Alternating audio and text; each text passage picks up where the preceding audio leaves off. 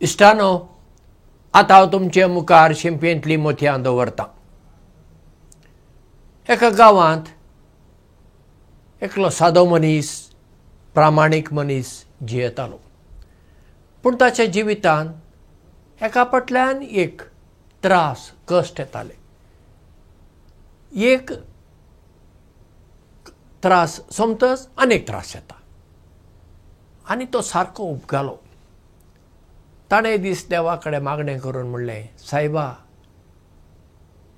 हांव कोणाक फटयना, हांव कोणाक नागयना, हांव कोणाची चोरी करिना, हांव कितेंच कोणाक अशें वायट करूंक वचना.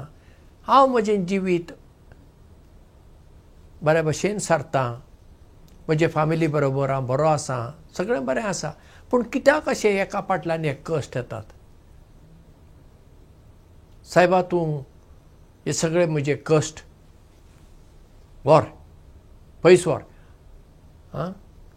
हांव आतां ह्या सगळ्या म्हज्या कश्टांची एक आतां पोटलीच बांदता आनी तुज्या कडेन दिता. तेन्ना देवान म्हणलें, बरें, तुजे सगळे जे कितें कश्ट आतां आसा म्हणलें न्ही तुवें, ते सगळे ह्या पुटलेन घाल. बरय तुजे कश्ट कित्याक, आनी ते सगळे त्या पुटलेन घाल बरोवन कागदाचे कुडके.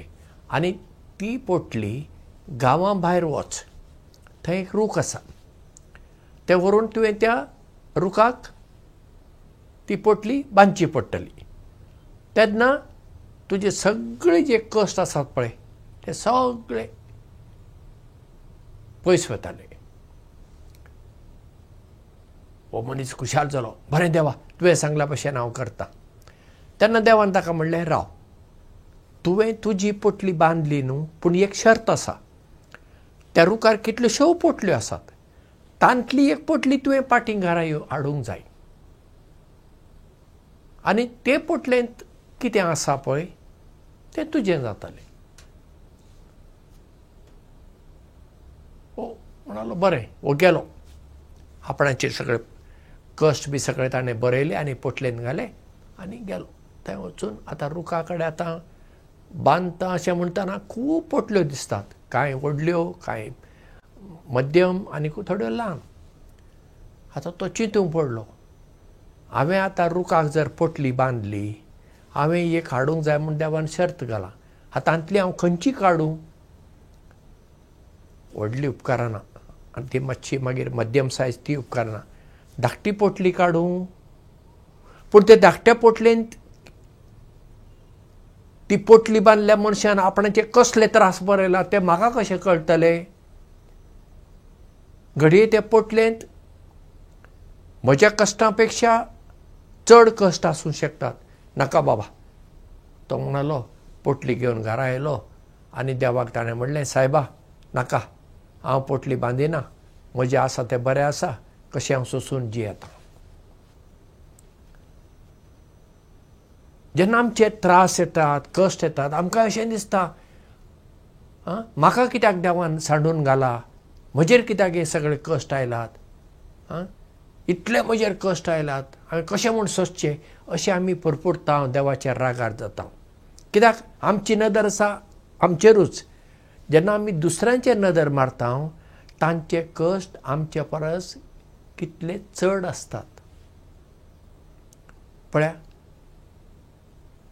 कोण जाणां म्हणटात आपणाक आतां डायबिटीस जाला. बरें, डायबिटीस जाली न्हू, पूण तूं बरो आसा न्ही? आसा न्ही बरो?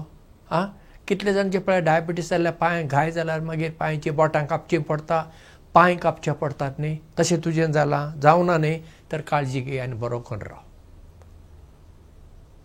जायते फावटी आमी म्हणटात, म्हाका बरें दिसना. अरे बाबा, आमचे प्रायेत एकीत आमची दिश्ट उणी जाता न्ही. वॉकल घालेन जाल्यार सुद्दां मागीर प्राय जातात आमची दिश्ट उणी जाताच. प्राय जातात आमचे कान आयकूंक येनात कांय जाणांक. मागीर आमची कूड अस्कत जाता, आमकां चलूंक जायना, आमकां हातान दांडो जाय.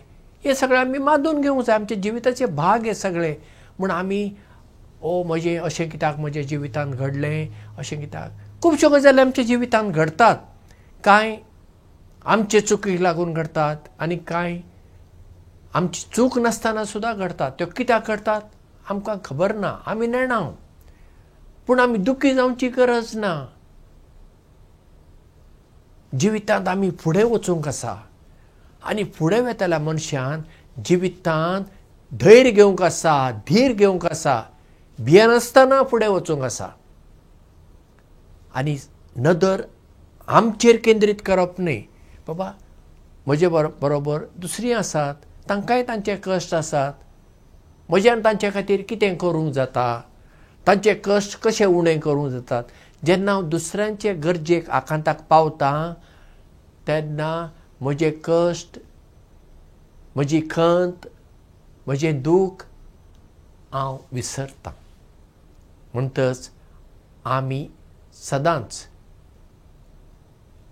दुसऱ्यांक हात दिवपी, दुसऱ्यांक बरें करपी आनी आमचे विशीं भोव उणें चिंतूंक जाय पूण इल्लें उणें चिंतपी, दुसऱ्यांचें चड चिंतपी असलीं मनशां जावया. देव बरें करूं आनी मोग आसूं.